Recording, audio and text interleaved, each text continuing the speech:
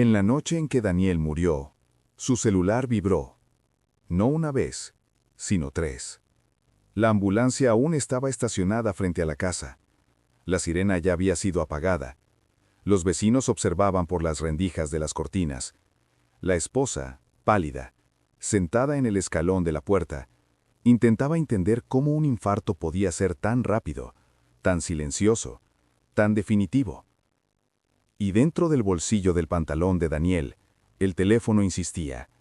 Vibró de nuevo. La primera persona en notarlo fue el paramédico más joven. Dudó durante algunos segundos antes de tomar el aparato. La pantalla se encendió sola. Nuevo mensaje recibido. El nombre del contacto no estaba guardado, era solo un número desconocido. Pero lo que realmente hizo que el paramédico tragara saliva fue la hora. El mensaje había sido enviado a las 22:17. Daniel fue declarado muerto a las 22:14, 3 minutos después.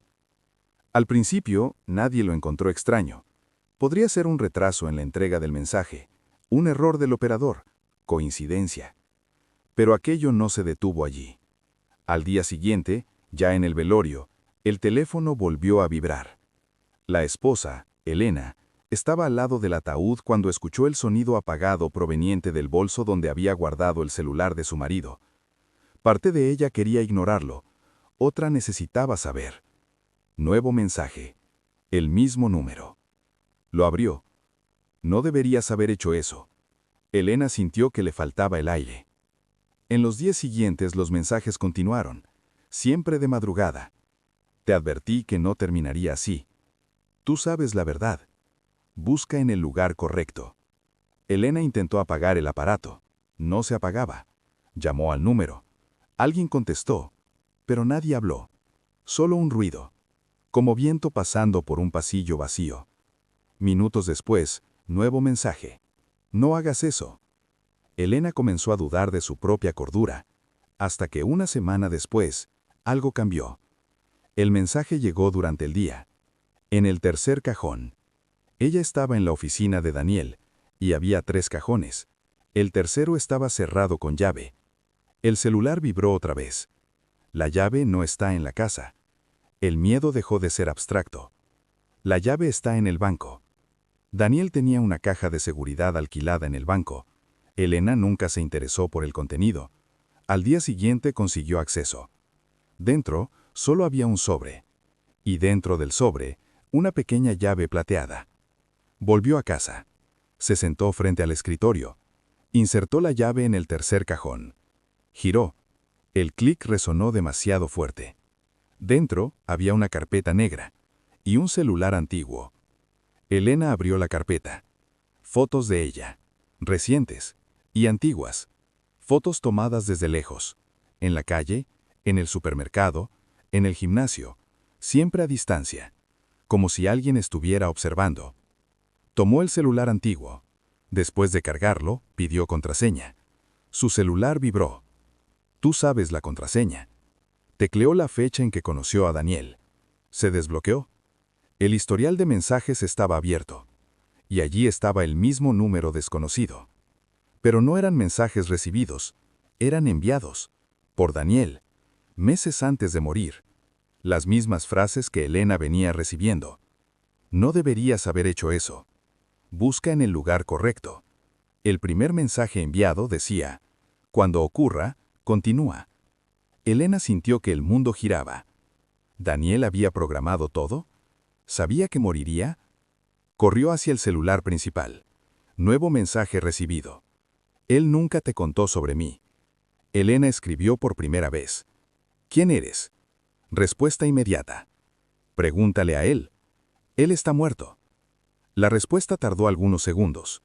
No para mí. La energía de la casa se cortó. Oscuridad total.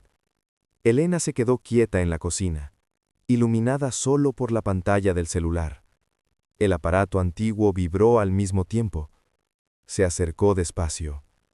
En la pantalla, un nuevo mensaje enviado por Daniel, con la hora actual. Ella ya lo sabe. Elena dejó caer el celular, porque en ese momento lo entendió. Los mensajes nunca fueron sobre el pasado, nunca fueron solo sobre Daniel. Tal vez nunca estuvieron destinados a ella. El celular principal vibró una vez más. Último mensaje. Ahora es tu turno. La energía regresó. Las luces se encendieron. Elena tomó los dos celulares. Ninguna notificación, ninguna conversación, ningún número. Todo había desaparecido, como si nunca hubiera existido. Esa noche, Elena no durmió. Se quedó sentada en la cama, sosteniendo el celular apagado entre las manos. Una única pregunta resonaba en su mente.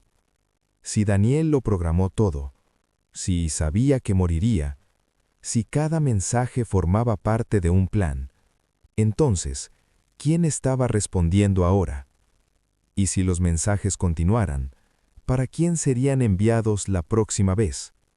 Elena no durmió, no esa noche, ni la siguiente. Algo había cambiado, no en la casa, no en el silencio, sino en la sensación constante de que ya no estaba sola. Durante días intentó convencerse de que todo había sido un colapso emocional, estrés, duelo, mente sobrecargada buscando patrones donde no existían. Pero entonces ocurrió de nuevo. 3 noches después, 2:17 de la madrugada. El celular, el suyo, no el de Daniel, vibró sobre la mesa de noche. Elena sintió el corazón detenerse. Miró la pantalla sin tocarla. Número desconocido. Un nuevo mensaje. Ahora entiendes. El aire se volvió pesado. Ese no era el teléfono de Daniel, ese era el suyo. Sus manos comenzaron a temblar mientras abría la conversación. No había historial previo, solo esa frase. Ahora entiendes. Elena escribió con dificultad. ¿Entender qué? La respuesta llegó en menos de 5 segundos. Que esto nunca fue sobre él. Un escalofrío le recorrió la espalda. La habitación estaba en silencio absoluto, pero la sensación de ser observada era insoportable. Elena se levantó lentamente y revisó la casa. Puertas cerradas, ventanas aseguradas, nada fuera de lugar. Cuando regresó al dormitorio, el teléfono vibró una vez más. Último mensaje. Él solo abrió la puerta. Elena dejó caer el dispositivo sobre la cama. La mente comenzó a conectar recuerdos que antes parecían insignificantes. Las semanas previas a la muerte de Daniel, las discusiones, las llamadas que él cortaba cuando ella entraba en la habitación. El celular antiguo que nunca explicaba por qué aún conservaba. Y aquella noche, la última noche, Daniel había dicho algo antes de caer al suelo. Una frase casi inaudible. Elena cerró los ojos con fuerza. No era «ayúdame», no era «me duele». Había sido otra cosa. Había sido «perdóname». El teléfono vibró de nuevo. Él sabía que yo vendría. El miedo dejó de ser confuso. Ahora tenía forma. Elena escribió. «¿Qué quieres?» Silencio. 1 minuto. 2. 3. Luego, lo mismo que él quiso. El pulso de Elena se aceleró. ¿Y qué fue eso? La respuesta tardó más esta vez, como si estuviera siendo pensada. Continuar. Las luces de la casa parpadearon. No se apagaron, solo parpadearon. Elena retrocedió lentamente hasta chocar con la pared. El teléfono volvió a vibrar. Esta vez no era un mensaje, era una notificación de galería.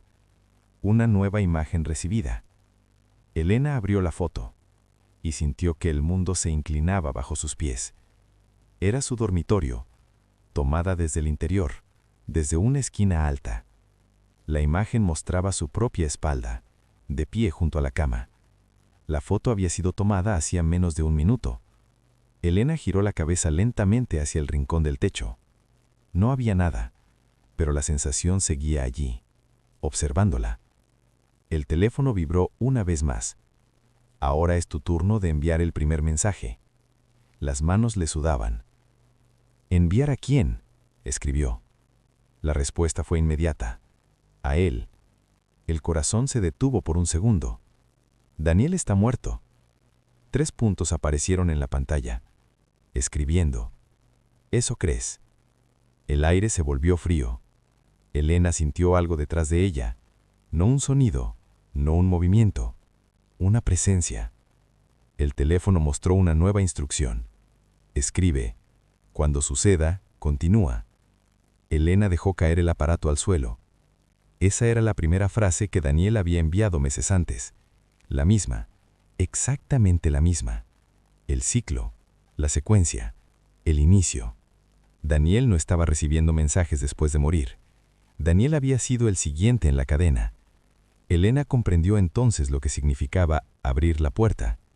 No era una puerta física, era un canal, una conexión, un puente, algo que saltaba de una persona a otra, de teléfono en teléfono, de mente en mente. El celular vibró por última vez. Si no lo haces, alguien más lo hará por ti. Elena respiraba con dificultad. Miró la pantalla rota en el suelo. Los 3 puntos volvieron a aparecer. Escribiendo. Pero ella no había tocado el teléfono. El mensaje se envió solo. Cuando suceda, continúa. Elena retrocedió lentamente. En la parte superior de la pantalla apareció el destinatario. Número desconocido, pero no era un número cualquiera. Era el suyo propio. El mensaje había sido enviado a su propio teléfono. Un segundo después, el celular sobre la... La oscuridad duró exactamente 10 segundos. 10 segundos en los que Elena no respiró. Cuando las luces regresaron, el silencio era diferente, más denso, más profundo, como si algo hubiera terminado o comenzado. El teléfono sobre la cama volvió a vibrar. Elena no quería mirarlo, pero lo hizo. Nuevo mensaje. Mira debajo de la cama. El corazón le golpeaba el pecho con violencia. Elena retrocedió lentamente, como si obedeciera sin querer. Se arrodilló, con las manos temblando, y levantó la colcha apenas unos centímetros. No había nada, solo oscuridad. El teléfono vibró otra vez. No ahí. Elena sintió un nudo en la garganta. Se inclinó más. Bajó la cabeza hasta casi tocar el suelo. Y entonces lo vio. Un teléfono. No era el suyo. No era el de Daniel. Era otro. Viejo, rayado, con la pantalla agrietada. Estaba encendido, y en la pantalla había una conversación abierta. El remitente decía Elena. El destinatario, un número desconocido. El último mensaje enviado desde ese aparato decía, cuando suceda, continúa. Elena retrocedió como si el objeto pudiera morderla. El teléfono vibró, pero no era el que estaba bajo la cama. Era el suyo. Nuevo mensaje. Antes de Daniel, fue otra persona. Las piezas comenzaron a encajar con una claridad insoportable. Daniel no había iniciado nada. Él había recibido el mensaje, había sentido el miedo, había intentado entender y finalmente había obedecido. ¿Qué pasa si no continúo?, escribió Elena. La respuesta tardó más que las anteriores, como si la pregunta no estuviera prevista. Finalmente, entonces termina contigo. El aire se volvió más frío. Elena miró el teléfono debajo de la cama. Lo tomó con cuidado. La conversación estaba llena de mensajes idénticos. Siempre la misma frase inicial, siempre el mismo patrón, siempre la misma despedida. Gracias. Elena entendió algo entonces. No era una entidad, no era un fantasma, no era algo sobrenatural esperando en la oscuridad. Era algo peor. Era un mecanismo, una secuencia que necesitaba ser completada. Un ciclo que solo existía si alguien lo continuaba. Si nadie enviaba el primer mensaje, no había segundo. Elena respiró hondo. Tomó su teléfono. Bloqueó el número desconocido. Apagó el aparato. Luego apagó el teléfono viejo. Lo envolvió en una manta. Salió de la casa en plena madrugada y caminó hasta el contenedor de basura al final de la calle. Lo arrojó dentro sin mirar atrás. Durante días, nada ocurrió. Ningún mensaje, ninguna vibración, ninguna foto. El silencio volvió a ser silencio. Elena empezó a creer que había terminado, que romper la cadena era posible, que Daniel no había tenido la fuerza que ella sí tuvo. Pero una semana después, mientras tomaba café en la cocina, el televisor se encendió solo. Pantalla negra, sin señal. Luego letras blancas comenzaron a aparecer lentamente. Mensaje no entregado. Elena se quedó inmóvil. Las letras cambiaron. Reintentando. La pantalla parpadeó. Y entonces apareció una imagen granulada. Era ella, en la calle. La noche en que arrojó el teléfono a la basura. Grabada desde atrás, desde la oscuridad. El televisor mostró una última línea. Siempre se entrega. El aparato se apagó. El silencio volvió. Elena no recibió más mensajes. Nunca más vibró su teléfono en la madrugada. Nunca más aparecieron números desconocidos. Pero a veces, justo antes de quedarse dormida, siente el impulso inexplicable de revisar la pantalla, de escribir una sola frase, una frase que parece estar esperando dentro de sus dedos. Y en algún lugar, en alguna casa, en alguna ciudad lejana, un teléfono descansa en una mesa de noche, silencioso, inactivo, esperando que alguien, sin saber por qué, decida mirar la pantalla en el momento exacto en que aparezca el primer mensaje.